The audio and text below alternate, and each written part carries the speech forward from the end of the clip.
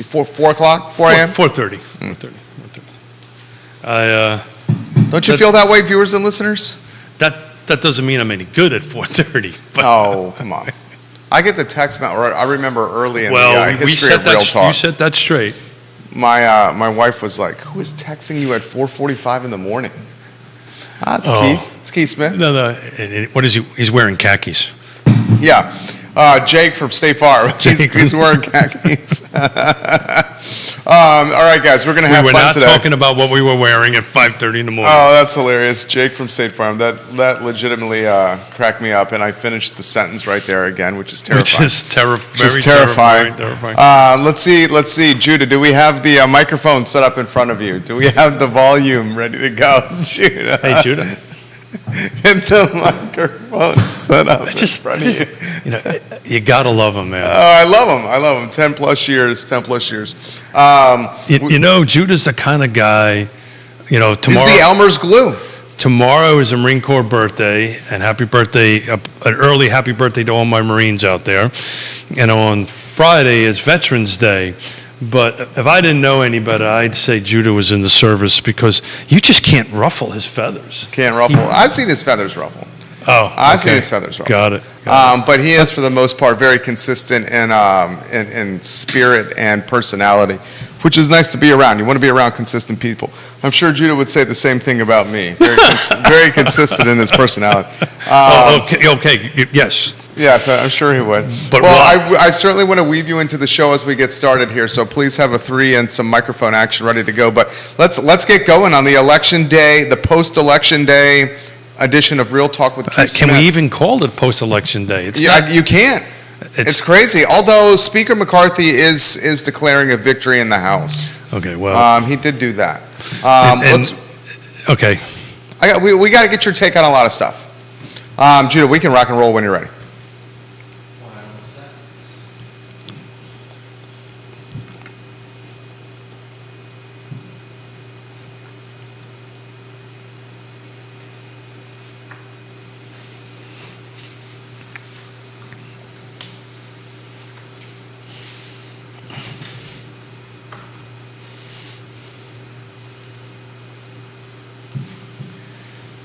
Good Wednesday morning, guys. I'm Jerry Miller, and welcome to Real Talk with Keith Smith. Thank you kindly for joining us. A pleasure to connect with you guys through the I Love CVille network, where we have an audience that's every social media platform possible. Today is the post-election, I guess we can say that, version of Real Talk.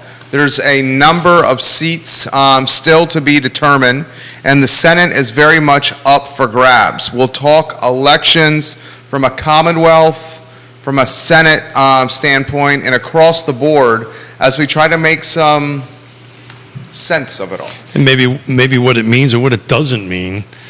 Housing. That's how I think we should do. You hear Keith Smith's voice right there. Sorry. Judah Wickower is our director. And it's the Wednesday edition of the show. My friend, how was the election night? You would think with us coming up to 400 shows, I would know not to interrupt you when you're doing that. I'm a little slow. You're fantastic. I think the evening, we kid or we joked about this before the show started. There was a time when elections were determined on election day. So, you know the whole rule about jokes, right? What's that? They always got a little bit of truth in them. Yeah. So maybe not so much a joke. I was up until wee hours of the morning watching it. I may or may not have taken a nap in the middle of it and then woke up and watched it for a little bit of while. But I haven't checked it, frankly, since this morning. My feet hit the ground this morning, and we've been rocking and rolling all morning long. Opened up houses for appraisers and all that fun stuff. So your business is humming. Yeah, thank the Lord. We're doing good.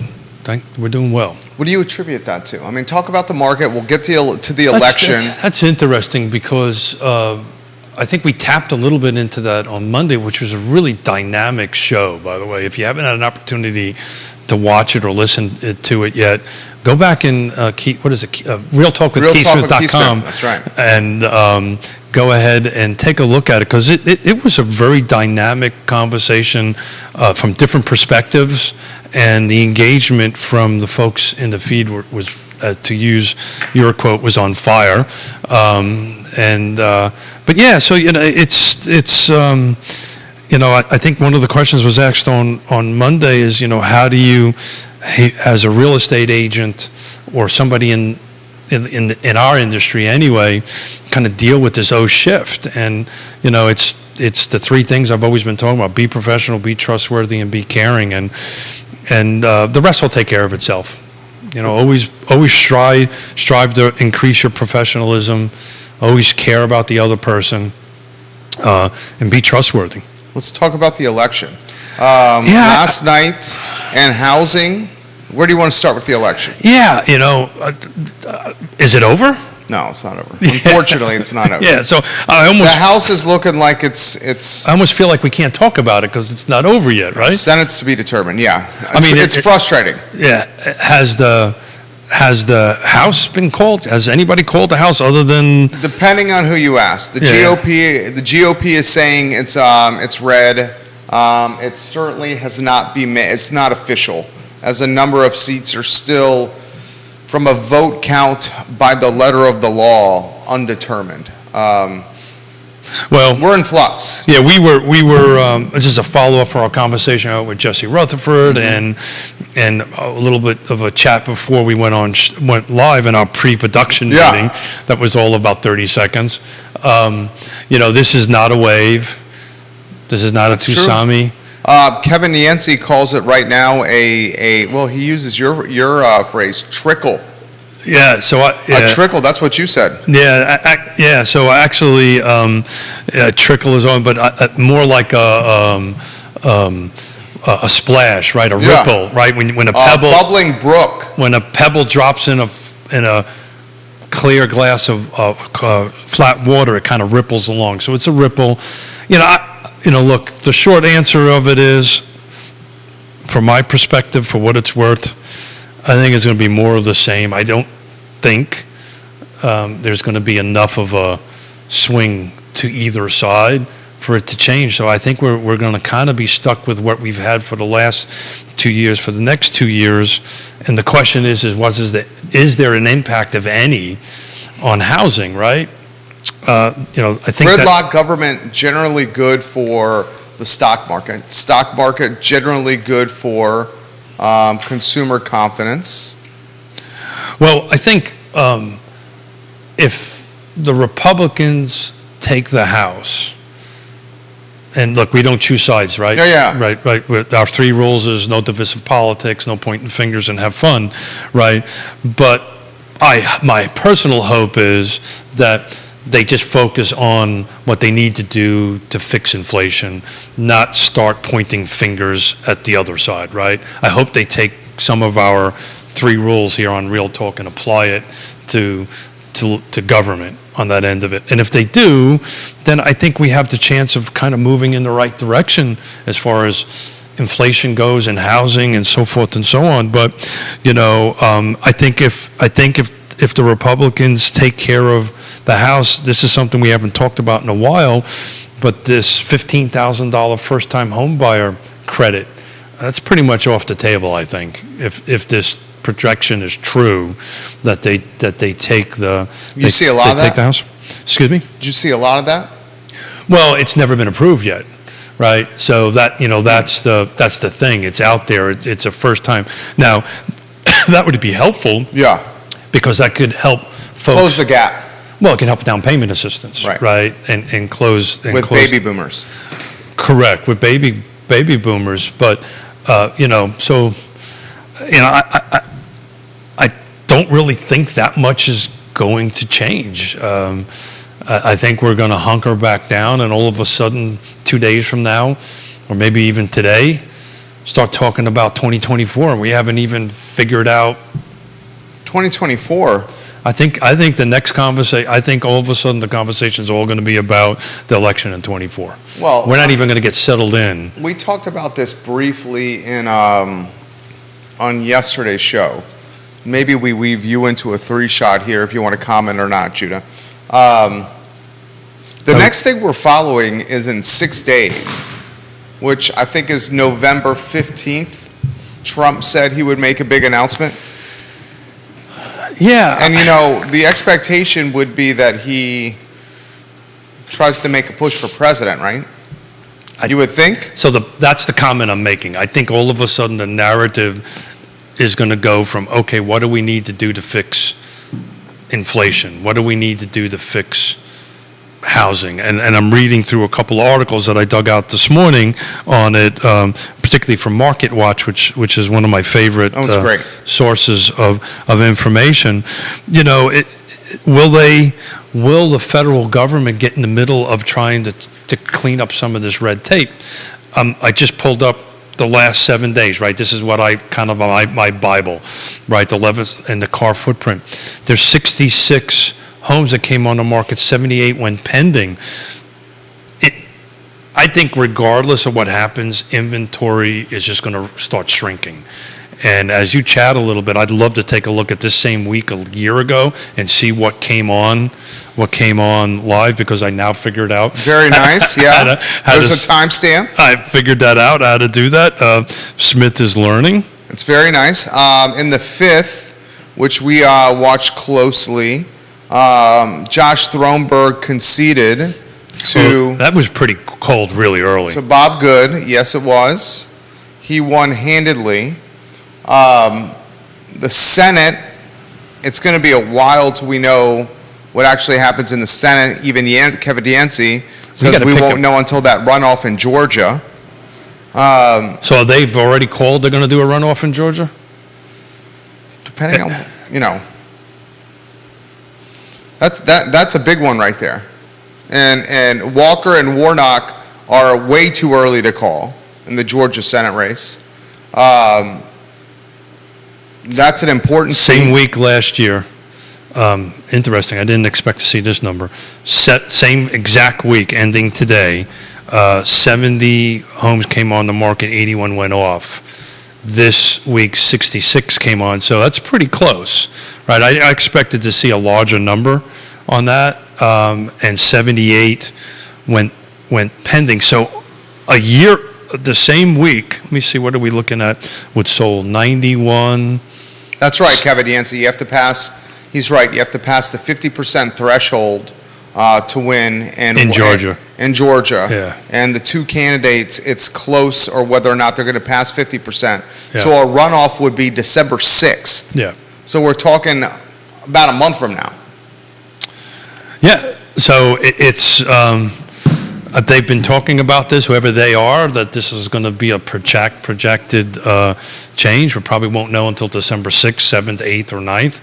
How close is are they, like in 49 something, right? I remember looking at it before. Let's see. He's like Herschel Walker's, I think, at 49 and change, if I remember it correctly this morning. But I found that interesting. We're not that far off in new and pendings versus a year ago. I expected that number to be very different. I mean, the number one thing here from a housing standpoint and real estate standpoint is how quickly can the government, like you said, get inflation in control so rates can start going down again, or less, or kept from rising again. Because right now, that's their only tool to keep inflation in check. We're talking raising about the rates. Fed. Yeah. So that's what we all got to be following here. If from a real estate standpoint is what I'm saying. Yeah, and then it depends on what it does with the T-bill and all this kind of great stuff. But I just find that interesting that a year ago we same week, which the rates were clearly not where they are now. Almost the same amount went into pending, which is odd. I really didn't expect that. I expected that pending number to be much higher a year ago. I'm going to go ahead and look at something around June, around April, just to see same week in April what those numbers look like, just real quickly, because I can figure this out now. We'll follow closely, guys, as the deals that are heading to contract right now likely. Yeah. closing next year, right in that window. Man, I don't know. We've got a couple of deals on the Get it table done? that are going to get Yeah. done. That window shut down a little bit. So we're closer to 30 days. A lot of people are trying to rush to get either get in the house for the holidays. But yeah, we're gonna if you're not under contract by Thanksgiving, the likelihood of it closing by the end of the year is pretty minimal. Slim. It's slim to none. So what we are able to do in our office is by the end of November, I know what we're doing for the year because we can project it out, and then kind of start. That's what we're doing now. Set for next year. April, same week, 117 came on, 109 went pending. Same week. So this is kind of going up and down week over week, but that was a bit shocking to me. The big difference is the solds are 65 versus 92. So that's the big difference. There's more units closing. Juan Sarmiento watching the show. Juan, the king of transportation. He says, hard to believe the Warnock-Walker race is too close to call. If it does not pass the 50% threshold, unfortunately for everyone, the runoff is the 6th of December. So that's a waiting game for all of us. Kevin Higgins, I think the GOP made two major mistakes, using a father of three-stroke as a political tool, and Trump making an announcement about his big announcement on 11/15 right before Made an midterms. announcement for an announcement. The announcement before the announcement that Before Trump the did announcement. was not a good announcement. That And are we surprised? I know, not surprised at all. What's the word? Is the word is it megalomaniac? Yeah, it It was the announcement was supposed to be for a candidate. Look, it's. I think that again, we surely don't want to split sides on the show, right? And the one thing that I've learned from last night is we are definitely split down the middle, Yeah. right? But DeSantis winning in the way he did was kind of huge, and I think that might be a little telltale in going forward. But Bellwether. from thank you. What Bill. are you saying? A bellwether for a DeSantis Youngkin ticket? Is that what you're saying? I wouldn't say Youngkin. I don't. You probably know more about than I do. I'm just saying that maybe DeSantis is becoming the darling of the Republican Party right now. I think that's definitely, yeah. But the point of the show is from and A DeSantis Youngkin ticket would be a tough ticket right there. that would to beat. Mm-hmm. I would agree with that. Mm-hmm. But the reality of it is, you almost, and I'm going to be somewhat cynical here, I don't think the needle, and I hope I am wrong, but I don't think the needle on the inflation is going to move much in the next 18 to 24 months, or the recession in the next 18 to 24 months. I may be wrong. I'm not really sure that if the Republicans won the House and Senate, they could do much about it anyway. I mean, it's just there's so much inflation going out there. What can they do to turn it down a little bit? But anyway, I was hopeful today that we would have a very clear, concise winner, and that we could go ahead and kind of have a conversation about how that's going to impact us moving forward. I think the thing is you keep on engaging with your trusted advisors. Keep it local. I didn't bring my statistics with me, but I wrote it down on a sheet. Roughly about 68% of all this is from the NARS buyer and seller profile that they come in, and I'm still reading through the 147 pages of it and charts. It's got lots of pictures for us Marines. It makes life easy.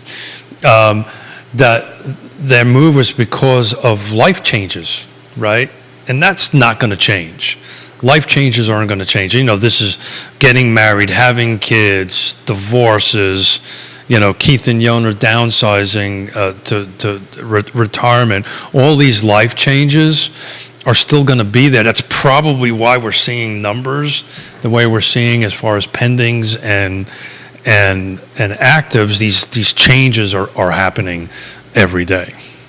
We still see a pretty hefty drop in volume year over year. Volume is dropping. I've been running some numbers, but we're roughly 20%. I mean, sales volume is down. I mean, that's a lot. But we were. It's interesting, but we were up in 2021 by 20%, down in 2020. This is overall car footprint down. So we're kind of balancing out a little bit. So you're saying the comparison of last year is not a fair comparison? The last 2 years is not fair. I don't think it's a comparison. I just, for the heck of it, I was based on a show on Monday. I just ran Albemarle County single-family detached, no new construction. That's kind of my thing. I've got to take that out because it's a very different set of numbers, which I'm going to do. And I ran 21 years of median sales price. And over 21 years, the median, the average appreciation year over year is 4.67. But in 20 years, there was only 4 years, year over year now, only 4 years we actually went negative. It was 2013 to 14 by 10%, 2010 and 11 by 11%, 2008 and 9 by 9%, and 2007 and 8 by 3%. So this average takes in those negative numbers into it. So it's been a long time since we've seen, at least in Albemarle County, any negative appreciation. You'd have to go back to 13 and 14 to go ahead and see that.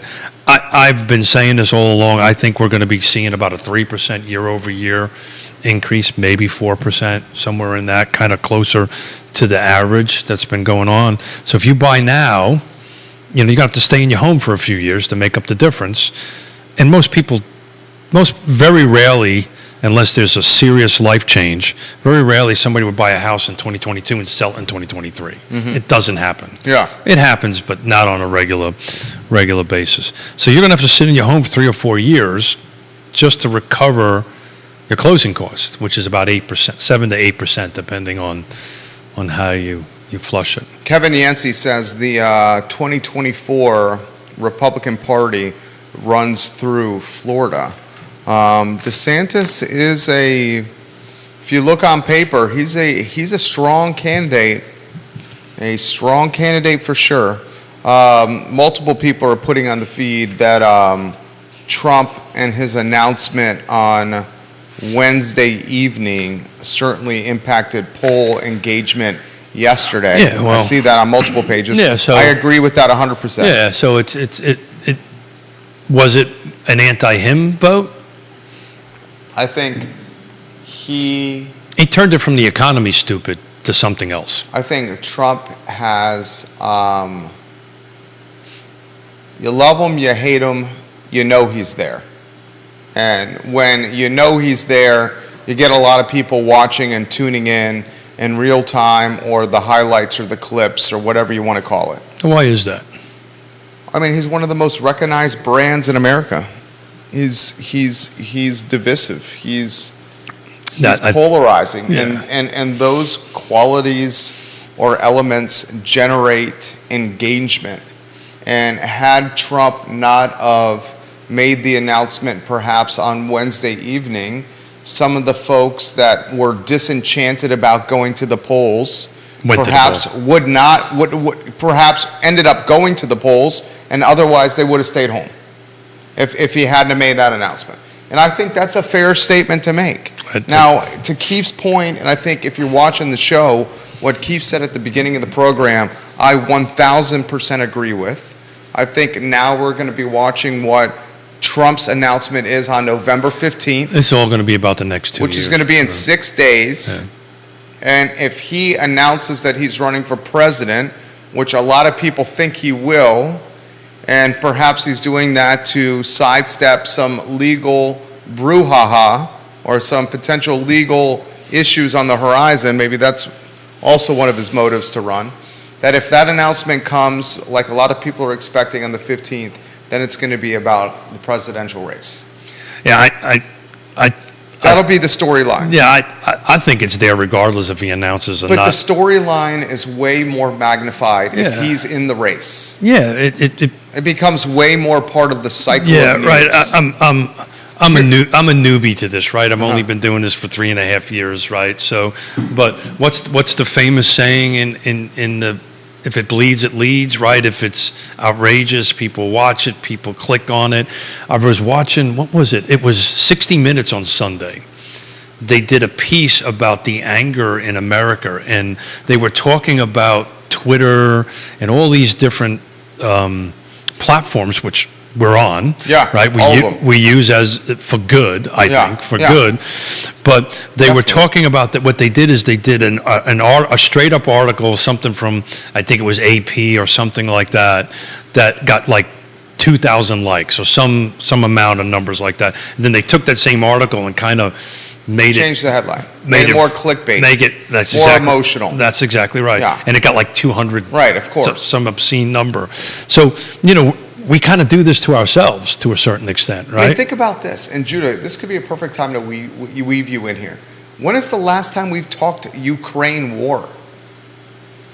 When's the last time you guys, viewers and listeners, Yeah. have seen the Ukrainian war with Russia dominate the news cycle?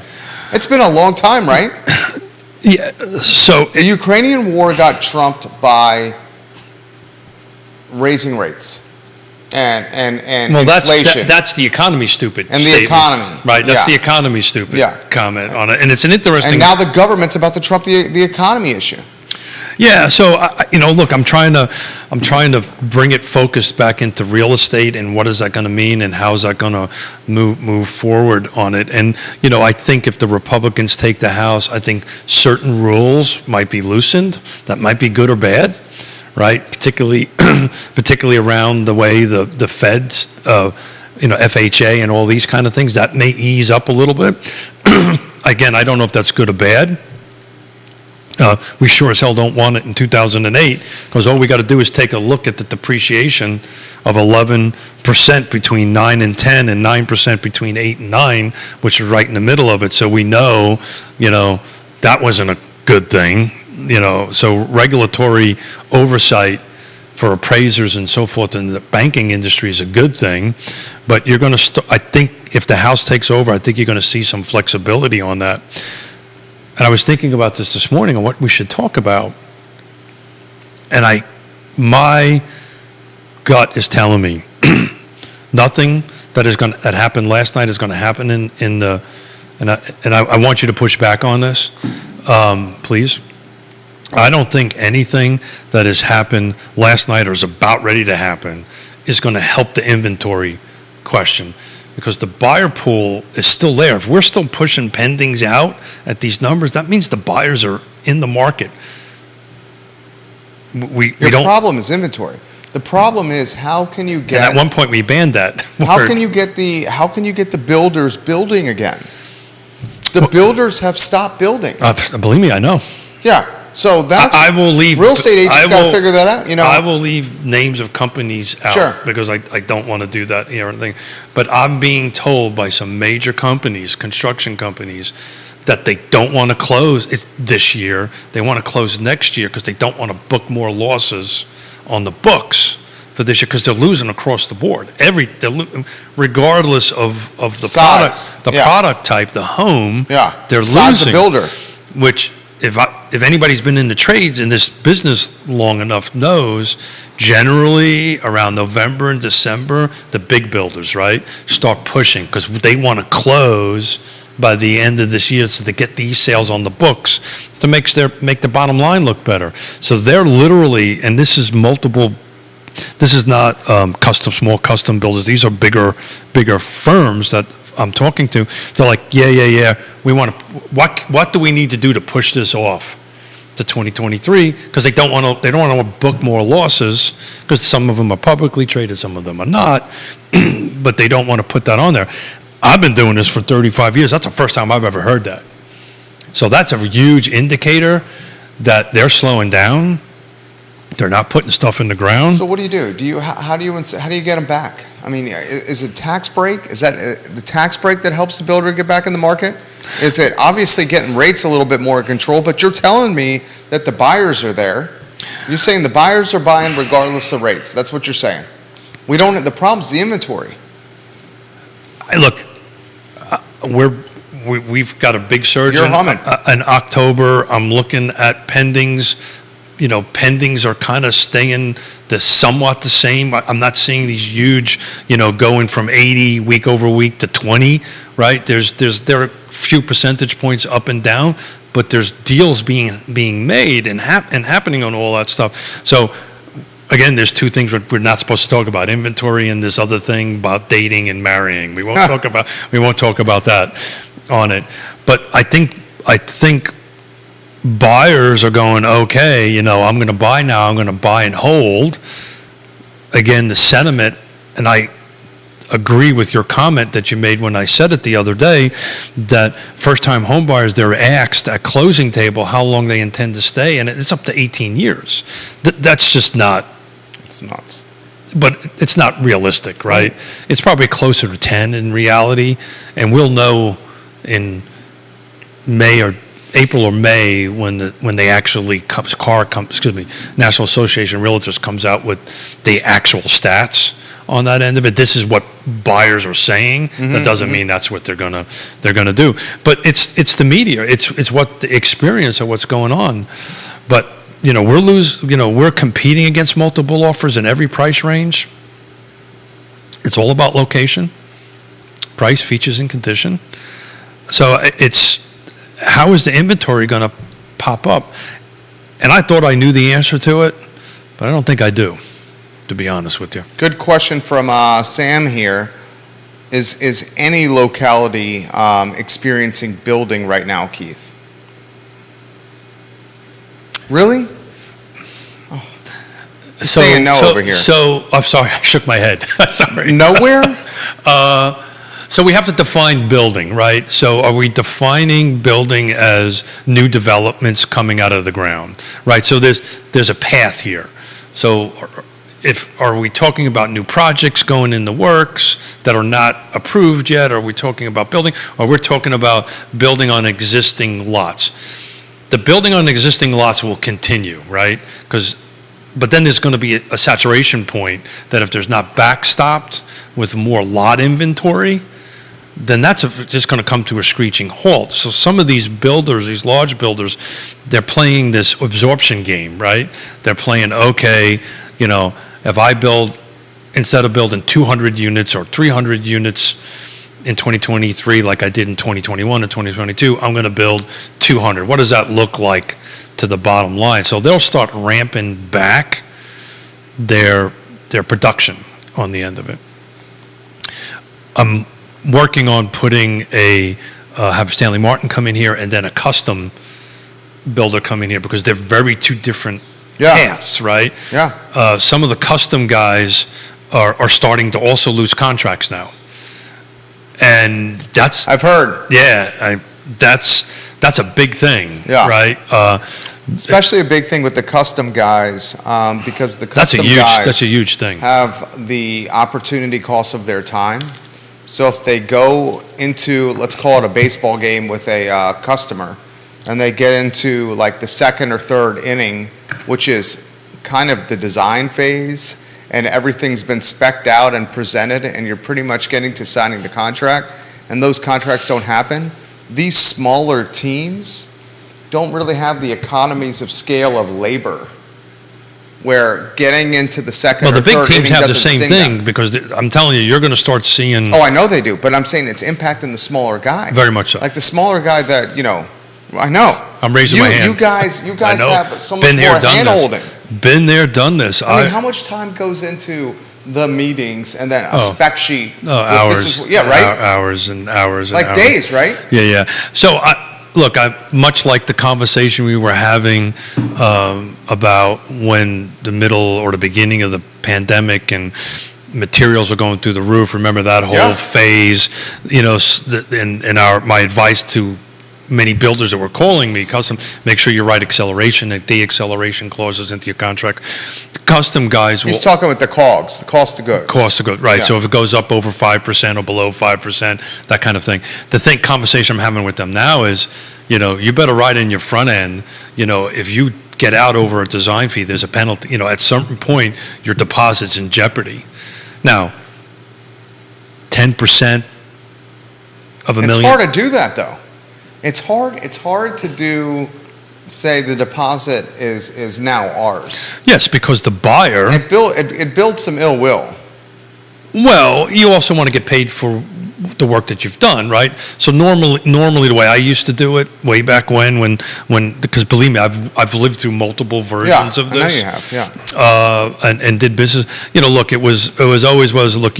We had in our contract, so many hours for and we kept track of our man hours, right, or our person hours. Mm-hmm. We were going to work on it, and we deducted from the deposit, and whatever was left, we gave them back. But like I don't think I've ever told you the story, but.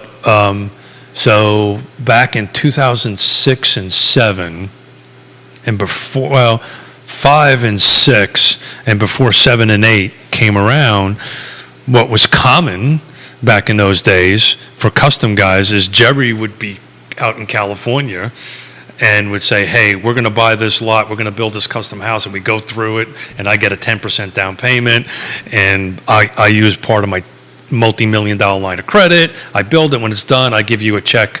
Excuse me, all the way around. You give me a check. I give you a set of keys, right? Mm-hmm. Well, this hiccup happened, and the reason I know it always comes out from West. I had 2 lawyers out West do $750,000 bills.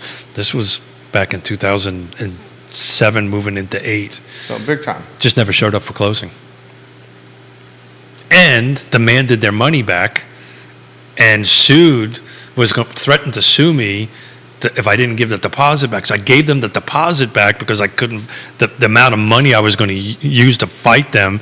And oh, by the way, then once it's under some sort of suit, I can't sell it to Judah. It's now it's under the, there's a legal term for it, Oof, which is. That's a mess. Which is, yeah. We ended up selling those for about $350,000. And about what was a year. Your cost on that? Oh, 700, 650, 700. I'd have to look back. But we took a bath. Plus, we had to carry it for a year before we sold it, which was always the risk of doing that type of thing. But when it's humming, it's humming. And that had nothing to do with the development side of things. This was on the building side of the company. So the point I'm trying to make is these small builders, they're going to start contracting. Yeah. Everybody's going to start contracting. Everybody's going to say, okay, let's see what's going to happen with the market. The custom builder really isn't helping the inventory conversation that much, right? It's unless the custom builder owns a lot or two. Then that's a different story, right? But there's varying degrees of developer. I would say a custom builder that has a handful. I mean, is that a developer there? I mean, yeah, sure. A developer is if you take a raw piece of land and turn it into multiple lots, you're a developer. There's different levels of it, that's right? That's what I mean. But I was just looking at it from a perspective that most custom homes are not inventory to sell. They're custom homes for Keith and Yona Smith, right? And I intend to stay in that house for X number of years before I sell it. Whereas some of the larger developers and builders, they're generating hundreds and hundreds of lot inventory, which then we can sell to Judah. Does that make sense? Makes sense. Perfect sense. Almost sound like I know what I'm talking about. You do. It's like you've done this before. I've been. It's like you have 35 years of experience. I actually got a T-shirt somewhere. Ray Cadell watching the show. Ray, we love when you watch the show. What part of the world is he in now? He reached out to me and he said, I'm on the road a lot playing music around this time of year, but he's always listening. Yeah, I follow him on Facebook. That man is on the road, and I'll tell you, that's a success story of doing what you needed to do to get through COVID, and he's back 110% now. Yeah, he's the man. Here's his comment here. Keith and Jerry, it's time for your trusted real estate advisor to make sure she is well versed in alternative mortgage programs. Oh. Those of us more mature brokers remember 321, 2-1 buy downs, etc. even GPMs with built-in negative amortizations and schedules. Keith and NAR hit the nail on the head. 68% of transactions are lifestyle related. I call it moving up, down, and sideways. That might slow down some, but it is not going anywhere, and we have to show folks how to accomplish what they need. So, Judah, in my, what was the guy that used to say in my formerly nicotine-stained hands? What was the radio guy? Rush Limbaugh. Okay. If you could take a look at that Market Watch, I'm actually been reading an article I pulled off this morning, how buying tactic from the 70s, 80s is seeing a revival. This is this 2-1, 2-2, 2-3-1. There's all those different versions of it. And thank you very much, Ray, for chiming in. Scott couldn't be with us today. He's in Richmond. I really wanted to have Scott chime in on that. So if there's any loan officers that are watching or listening right now, to chime in on it. But I'm literally doing 2 deals right now, 2-1 deals. Explain that. Yeah. So make a very. So, you know, I played a guy on. Woody is seeing a lot of 3-2-1s advertised. 3-2-1s. Yeah. I thank you, Woody. There's 2 3-2-1s. To make a long story short, there are reduced interest rates for a certain period of time. It's either 3 years, 2 years, or 1 year. What happens is we negotiate with the seller to go ahead and pay it as a selling closing cost, as a seller concession on that end of it. So it don't really come out of the pocket of the buyer at the moment. We're asking the seller to go ahead and pay that in a form of a seller concession. And the short version of it is, you know, if it's a 3-2-1, you know, the first year it's down by three points over whatever the mortgage is. Second year is 2, third year is 1. Fourth year goes back to the original rate. So I think the theory behind that, and I have to tell you, Ray's 1,000%. My first house I bought in '88 was a 3-2-1 because I was at 18%, but I was actually 3% less my first year. We saved up some money over the course of 3 years, and I actually refinanced it within 3 years. I think down to a whopping 8% or 9%, if I remember correctly. It was a huge, and that time was a huge jump down.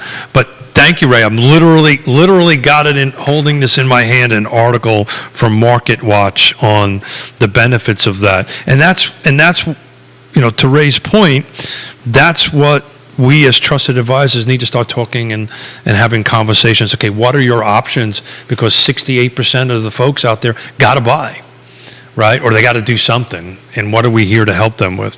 So thank you very much. You got Phyllis with this question. How many cash deals are happening with rates going higher? Is he seeing an uptick in all cash? So I can only speak. Good question. Yeah, I only can speak in my little world, and in order for me to go ahead and I can quickly take a look at the 65 that sold in the last 7 days. In our world, the $600,000, $500,000, $700,000, $800,000 price point has at least recently seems to have a lot of cash buyers in it. Upper ends, we have not done a lot of them recently. The lower end are mostly financed, right? You know, or the entry level, for lack of a better term, but on the lower end of the scale on sales price. So it's a kind of this sweet spot area that there is quite a few cash in there. But I'd have to take a look at it in the recently sold. Good question right there. Keep the questions coming. We'll happily relay them live on air. The follow-up question for her, and I think you just touched on it, how is the luxury, or as you guys call it, the jumbo market performing? Yeah, so part of the struggle with that is defining what that number is, right? You know, to me, I think it's 750 and up. Some people say it's $1 million and up, right? But it's getting a little softer. I haven't dissected those numbers in great detail, so I don't want to kind of overspeak or misquote any numbers. It's definitely slowing down. It historically slows down when interest rates get to this point, because typically look, back to the 68%, right? Typically, those buyers are not part of the 68%. They don't have to buy. So to Ray's point, and I'll ask Ray this if he's able to to chime in on it. You know, one of the first things we try to ascertain as an agent, at least I do, from a buyer and a seller. If I'm representing a seller, we try to determine what their motivation is. What is their reasoning for moving? And I usually start there. The same thing on the buyer side. So why do you have to do this? Why are you selling? Why are we here? Why are you buying and why are you selling? And that drives the conversation, and that drives, the path of how we can help somebody, because at the end of the day, this is all about relationship building. Mm-hmm. I can tell you this, and I know Ray does quite a few first-time home buyers, and according to NAR, they've dropped year over year considerably as far as the volume of buyers go on the end of it. But I just had a conversation yesterday with a first-time home buyer that their rent wasn't going up next year. Their landlord wasn't selling their house. This was one of the ones we were talking about the other day. It flipped with the seller. Maybe he watched the show and decided to hold on to it on the landlord. And my advice to them was to hold tight, build some cash reserves, meet with Scott Morris, which is what they did. Ross Mortgage. And figure out a path forward. And, inventory, I think inventory is just going to stay the way inventory is for a very long period of time.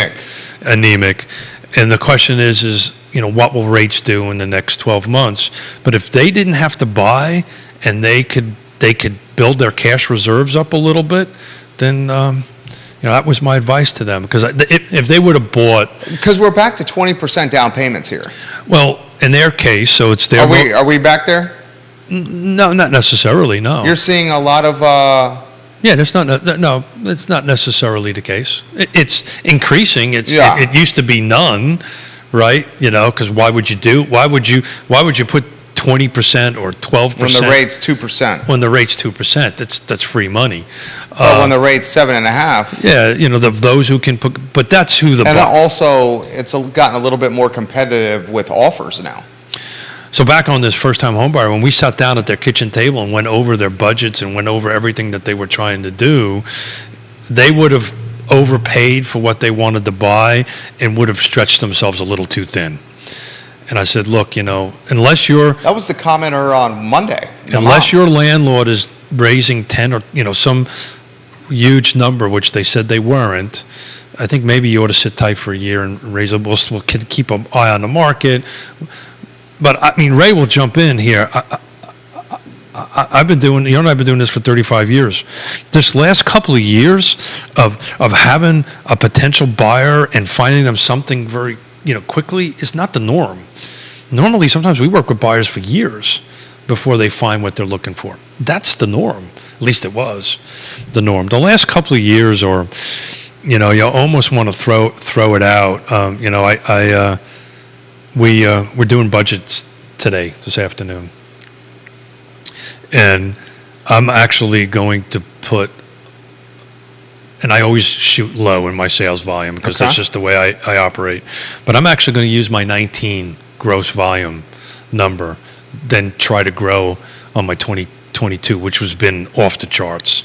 It's just such an anomaly, 21 and 22, that I feel this is more like an 18, 19. So what are you going to go, 5% up on 19 for gross volume? Oh, no, 10. 10? Close, though. Yeah, okay. 10%. Yeah, I think 10%. So you're saying 2023, your business model projection for gross sales volume is a 10% over uptick 19. Over on 19. 19. Mm-hmm. That's exactly what it is. And you think it's attainable? Oh, yeah. Well, look, I mean, you're a confident guy. Yeah. Do you think, is it a conservative projection? Or is it aggressive? How's that? That's a better question. I would say I'd say that's fairly aggressive. I would say it's aggressive. Because 19 rates were at, you have it in front of you. I don't have my rates in front of me. What were rates at 19? 5? 4 or 5%, something like that. Yeah. So we're talking 2 points plus next year. Yeah. Than 19. Yeah. And less inventory. less inventory next year. Yeah, than I have to go look back at the 19 inventory. I think we're probably closer to the 19 inventory. You think? Oh, yeah, I think so, yeah. I think we're, Below but I don't or- have that below or data with higher? me. Excuse me? No, I think, Next year? within a few percentage points. This is going to look like more like an 18, 19 volume of sales and so forth and so on and that kind of thing. Prices will be way higher, right? That the median sales prices will be above 18 and 19. But I think as far as the volume goes, That's a good point. I think you'll be closer to 18 or 19. Like I said, the last What's the uptick in values 19 versus 2023, you think? 35%? 40%? I can tell you. So I guess 2000 exactly in Albemarle County, because I broke it down in 5, 10, and 15 Yeah. years. So Albemarle County, single family detached, no new construction, right? Year over year. In 2018, so that's 2022 through 2018 was a 6.6% average appreciation year over year. But that included a 13% in 21, 19, 9, then we had a 13, 9, 9. We were flat. What's the median number? 19's median sales number, actual dollar versus 20. 18 or 19, because I'm talking 18. Okay, go 18 versus 2022. 425. 18 was 425, 425,000? Yep. Median sales price, single family So detached. 2018 median sales price, And- Albemarle County and now- was what? Hold on a second. 425. 425. And now? 472. I mean, that's a lot. Mhm. That is a lot. It's 31%, according to my calculations. No, it's 31% over. So I apologize. So I did 2021, which is 505. So that's 31%. But in any event, we're double digits, and that's just not normal. I think we're going to be back in a sales volume of 18 and 19. I think we're going to be running about somewhere between 3 to 4%. And I was very reluctant to have this percentage conversation Why? because we're in 2020 and 21 and 2022, or first half of 2022, second half of 2022 did the O shift, right? Or the last 4 to 6 months was so outside the norm, it's hard to calculate against it. Those years it didn't matter where you were, you got top dollar. Now, location matters, right? We've been calling this for a while on the show, the micro location, right? It's one side of Lake Monticello is different than the other side of Lake Monticello. So when you group everything together on the Lake Monticello, much like Todd taught me in Nelson County, right, by pulling out Wintergreen, which I did not do, which was a great catch, and thank you again for doing that. Todd Rath. On that end of it. Blue Toad hard cider. So you have to kind of look from, this numbers I'm throwing out for Albemarle County is all of Albemarle County. If you this took me a whole day yesterday to put together because I can't do it on car. I actually have to manually do these numbers. But if you broke it down from Crozet and Earlysville and Schuyler, right? They're all going to be different numbers and different percentages.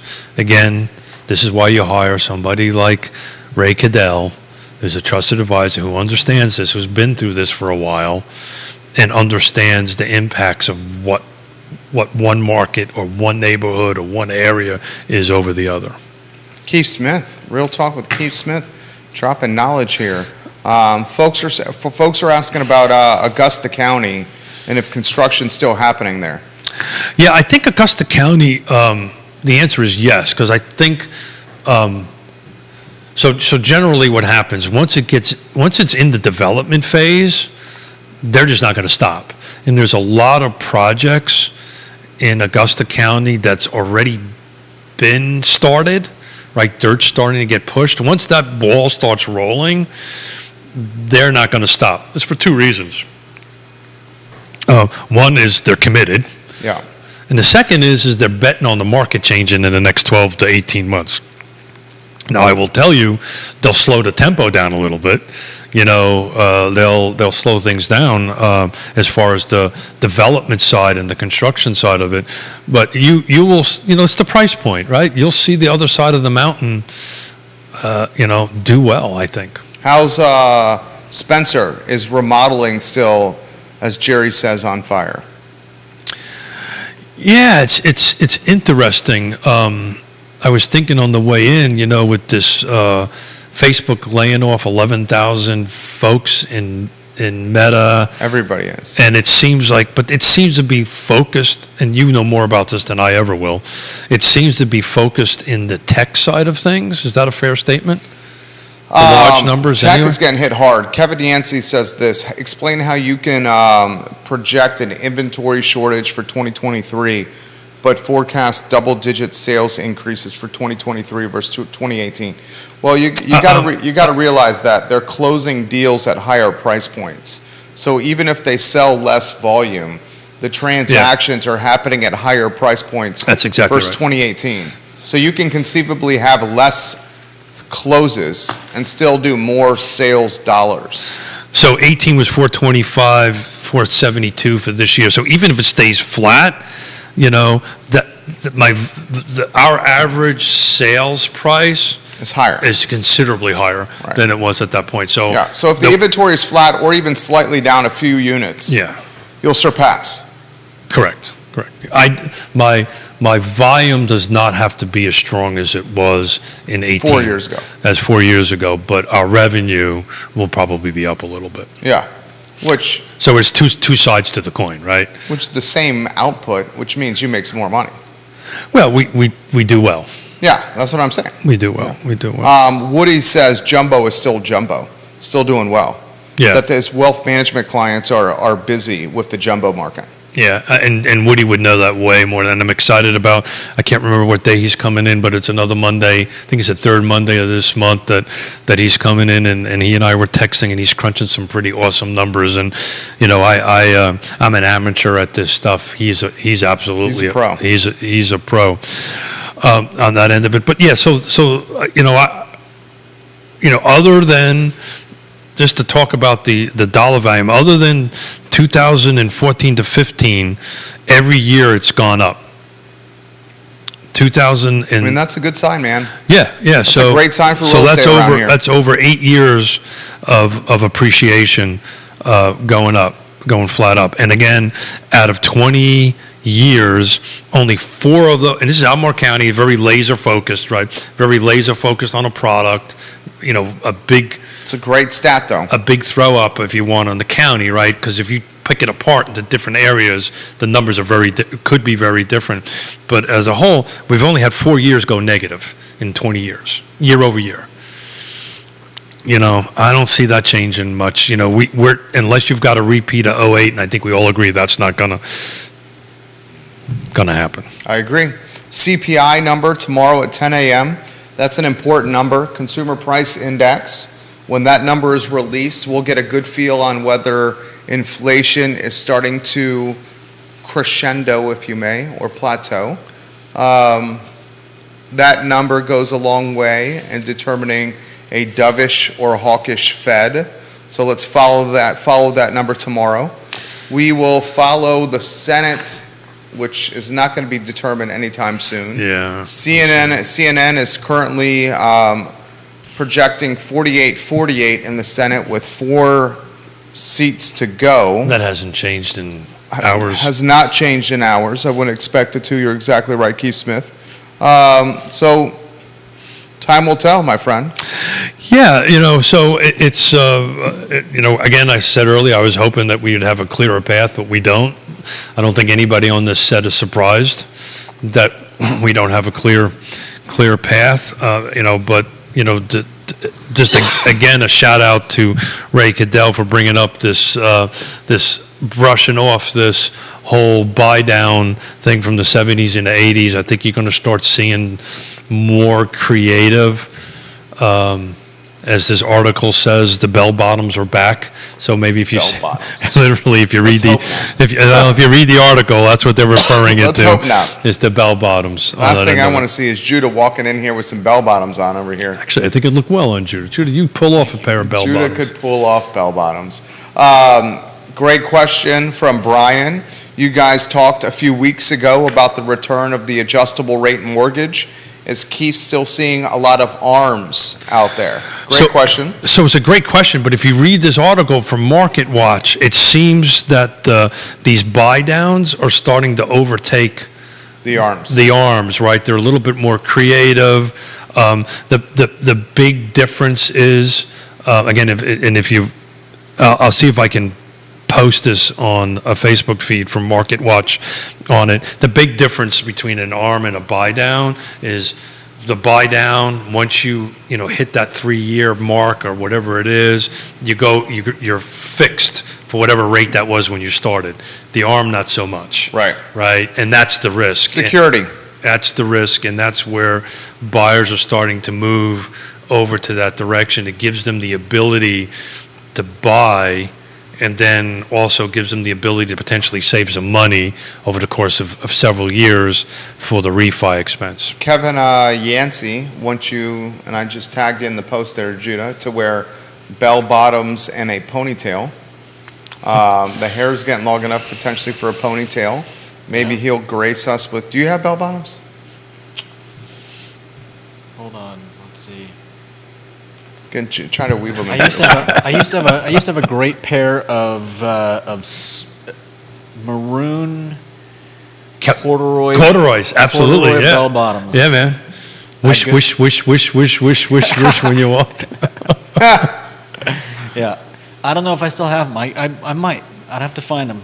That'd be nice. Yeah. Wear them to the show. I They'd bet be you warm. I bet you we can Amazon them a couple of yeah. pairs. Is it the 400th show we have coming up? So I've got 3 notes here to talk about. 400th show. Judah, stay on camera here. December 2nd Okay. is the 400th show. I almost brought in a bar of butter today. A bar of butter. Wow. Wow. Are we going to wear costumes? Yeah. So I want to throw out to the folks that are listening, Multiple people putting butter in the feed as we speak. Wow. what We're costume? getting branded with butter. What costume should we wear? What do they think we should be doing for the show? But I would be remiss not to mention 2 other things. So to my fellow Marines out there, happy birthday tomorrow, Semper Fi. DM me, please, just so we can wish each other happy birthday. And then on Friday is Veterans Day. Ooh. So my idea for Friday is if any veterans are watching, please DM, what branch you were in, what years of service, what your MOS, what your job was, and what was your biggest takeaway from being in the service, and how did it help you for realtors to be a good real estate agent, or whatever you're doing in life? What did it do to help you move things along in life? I'll give a shout out to 3 of my favorite service people that watch and listen to the show. Lee Elberson, Yep. a Marine. Bellamy Brown, a Marine. And Paul McCarter, Air Force. Air Force, yeah. So shout out Kerry Rock Army, Kerry Rock, Army. Shout out to you, Nikki Chambliss, Air Force. Air Force. Any you want to throw in the mix that you can think of that have come on the show or regularly watch the show, interact with the show? We appreciate all our service people. Friday, that's what we're going to do. We're going to talk butter, apparently, and service folks. We want to. I don't think we've ever had a Veterans Day land on a Friday for the show.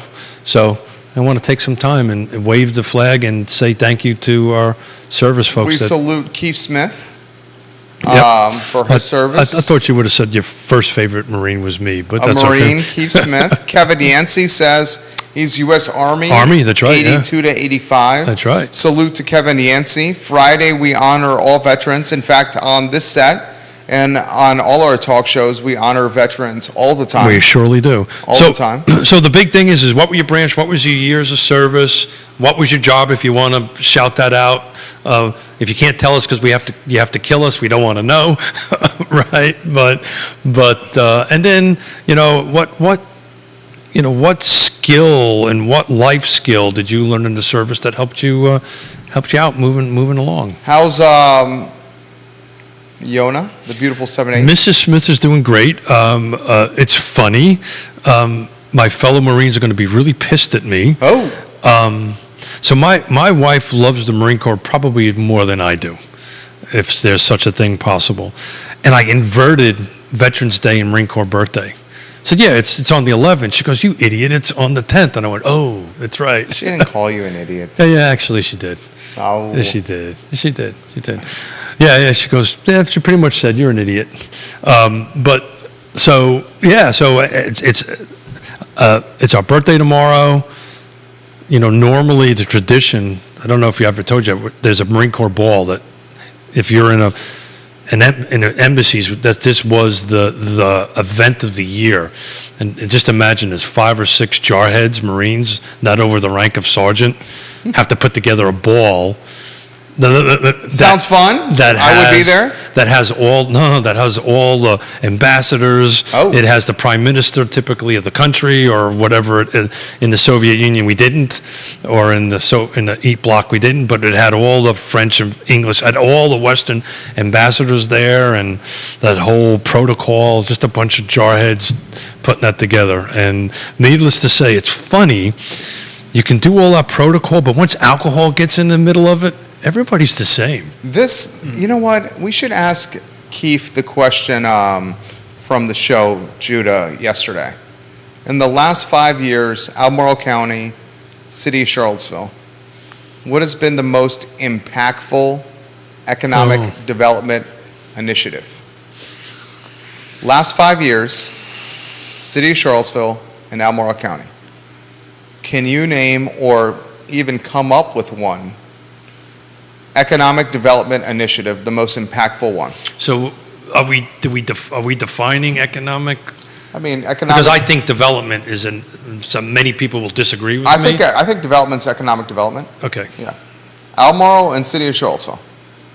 Development, undoubtedly. Stonefield and Fifth Street Station were before 5 years Yeah, ago. I would agree with that. Neither one is within the 5-year window.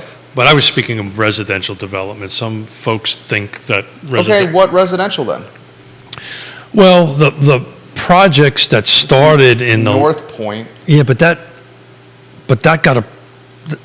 started like 15 years ago. Yeah.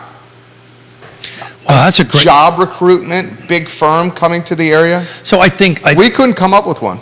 I think Alex Erpy was here too. and Alex couldn't come up with No, one. think about it. So This is what I do for a living. Could not come up with one. So City of Charlottesville, Albemarle County. yeah, so I think Willow Tree would be one. That was not within 5 years. When did Willow Tree move over there? Longer than 5 years ago. Really? Yeah. Wow. Okay. No. Willow Tree. I'm thinking the techie stuff right Yeah. now. That's all been more than 5 years. Yeah. Because Can you look at that, June? I feel like Willow Tree might have been right at the edge of 5 years. It was close. We should figure. right at the I'm edge gonna of go 5 to years. their And website then here. Apex. Apex is a good one. That was within 5 years. Was that economic development attracted by the county or the city? I'm just thinking about economic development. Well, that's my key. is what economic development is Albemarle County or the city of Charlottesville So done? it's funny that you should bring this up, and our chemistry is working a little bit. I'm actually working on a series of shows in January, bringing in economic development directors, because in the beginning of the year, we're going to kind of go into remember for a while we did bringing elected officials in and so forth and so on. So we're going to do a series of shows doing that way, but at economic development. So in other words, the Flavanna and Louisa, since they're closely together. Yeah.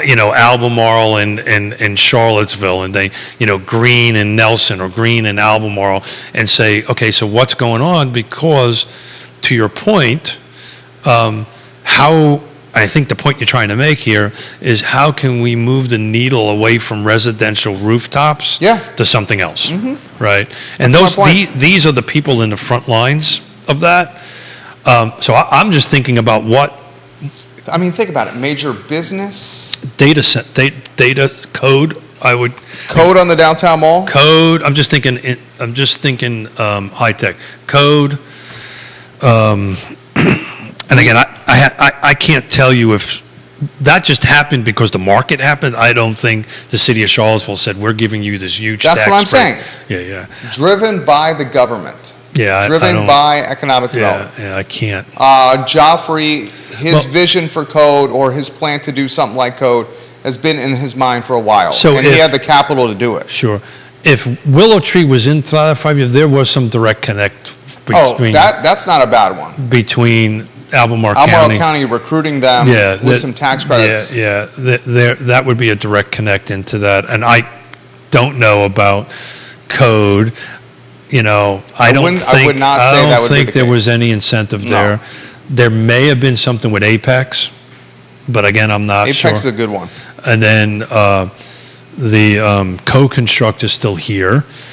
We also had a pandemic right in the middle of that 5 years that nobody was doing anything as far as economic development goes. Not, so you need to calculate that into your metrics of your thinking. So did anybody double check Willow Tree? Am I I'm close? trying to, Oh, not end of it? looks like 2018. So kind of right on the cusp here. I'll call 2018. We'll invest, yeah. So I know 2018. that. We're looking at right at the cusp of 5 years right Yeah. there. Look, I'm going to let the economic development people defend themselves. I've been doing this for, stop saying it. I've been doing this 35 years? I won't say it anymore. Because that's the other thing Yona said. You say that too much. But I've been doing it for a while. I have found that the market tends to outperform economic development departments. The market will move much quicker than they do. I can tell you in my own home county, and I can't quote it verbatim, there are a couple of things that came along that were initiated by Fluvanna Economic Development just recently, which I just can't quote them chapter and verse. So some of that came along, and that would have been a great question to ask Jesse. Because I think You had, was it Brian Rothmel? yeah, but he He went left to Culpeper, Culpeper. and he's rocking the world. Oh, over there. dude. Bulldog. He's an awesome dude to start with. Comes from an awesome family, but yeah. So I mean that's an interesting thing. I mean somebody could pull up the economic development Because if you page. think about this, and to your point, and I'm responding to people, Chen. Okay. Gentrification. So somebody could pull up the economic development. If Neil, To your point, there was COVID. And Kevin, I get that point too. There was COVID where 24 months, the government pretty much did nothing. But one well, thing to highlight, it didn't do nothing. It You just know. didn't do anything for economic development. the collateral damage of 24 months of not prioritizing economic development is more of a priority on rooftop taxes, more gentrification. So I'm looking. That's a cause and effect. Yeah, I'm looking up the EDA, Economic Development Authority for Fluvanna County, just to see, what projects they have on their books, and I'm kind of sorry to say their website is not very interactive. Geez, I wonder why. Got the wrong people running it for them. Hey, so I got it. Firefly. Firefly? Yeah, broadband. Right? So Yeah, I'd say that's economic development. right? I'll give you that. Yeah, broadband. That there was a I should know this. I'm on the Planning there you go. District Commission. That- right? that counts. So That yeah, counts. yeah. So that was a partnership, a technically a PPEA, public-private.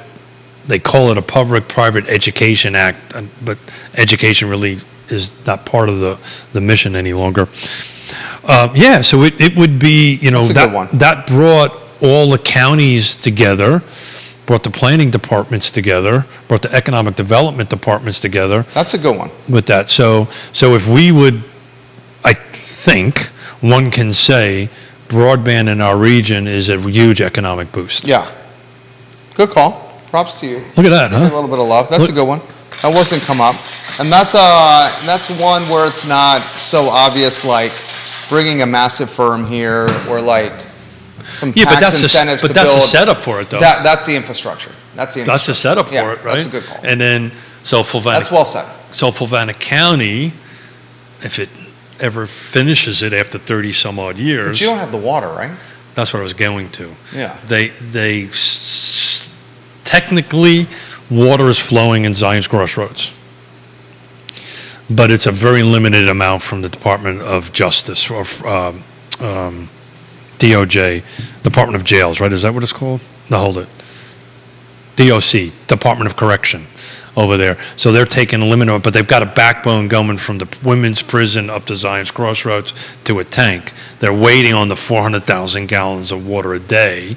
And to put that into perspective, as volume, Lake Monticello uses about 500,000 gallons. So, Yeah. so that's a huge amount of development that could happen, economic development. But right now they have like 100,000, 120,000, which is nothing. I mean, you can make a strong argument that the most critical aspect to economic development in Fluvanna County is the water Oh, without doubt. Two things, and the density of people to support the development. three things. And I can speak with absolute authority to this. We, for many decades, our first word was no. We, meaning Fluvanna County. That has changed.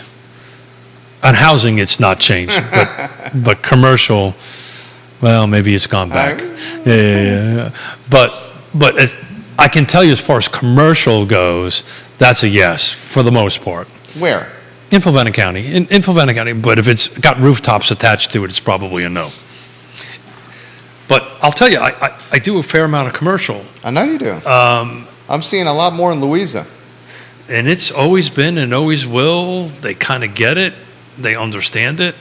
The reality of it is, Granted, they have the exit. They have 64. but they're up against the same wall as Fluvanna right now, as far as water goes. They've capped their capacity, so they can't really grow until they get this waterway, in which they're super aggressive. I mean, they are aggressive to go ahead and make that happen. But look, Excuse me. Gesundheit. Thank you. Strawberry. Yeah. Right. For the longest time on this show, I was high about Zion's Crossroads. You still are. It's a number 2 position next to Green.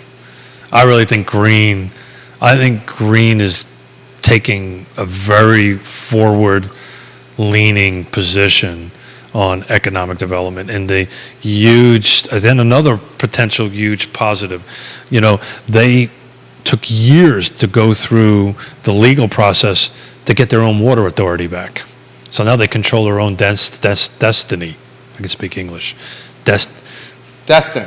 Yeah. got Yona made me the other day say the word synonym. Synonym.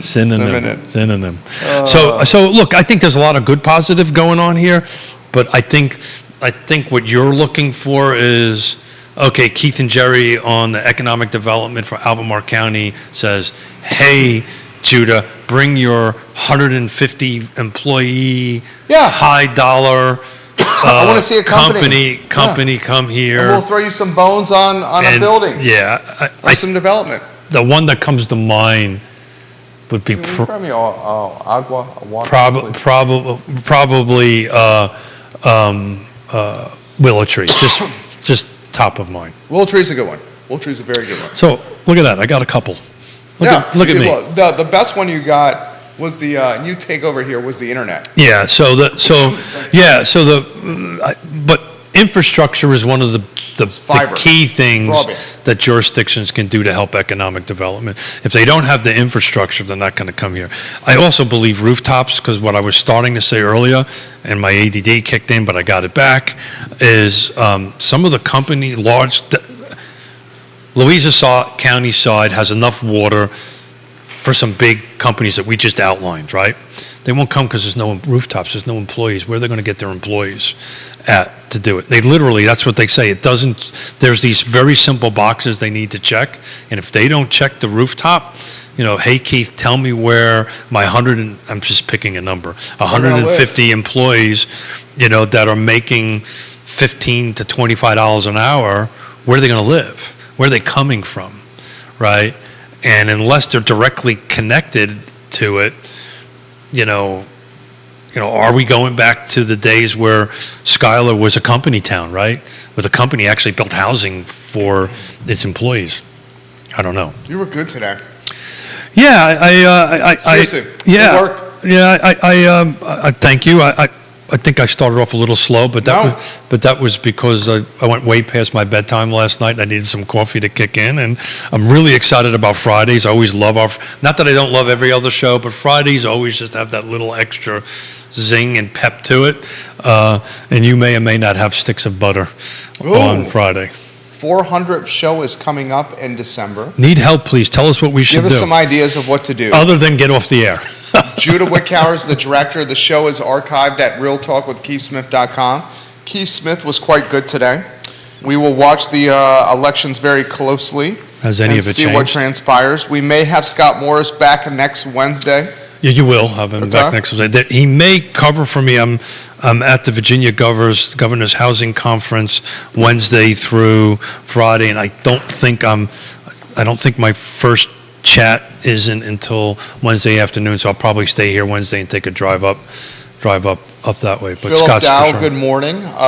Real Talk with Keith Smith is back on Friday with Batman and Robin on Veterans Day. Veterans Day, yeah. Which we're very excited about. Please, if you're a veteran, chime in on, branch of service, years of service, your job if you want to tell us without having to kill us, and what was your biggest takeaway from being in the service?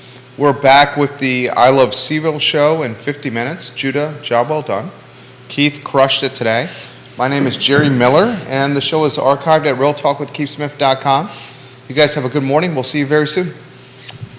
Nicely done, Keith. Thank you for the help. Thank you for It was excellent. navigating us through this. Tough conversations to have.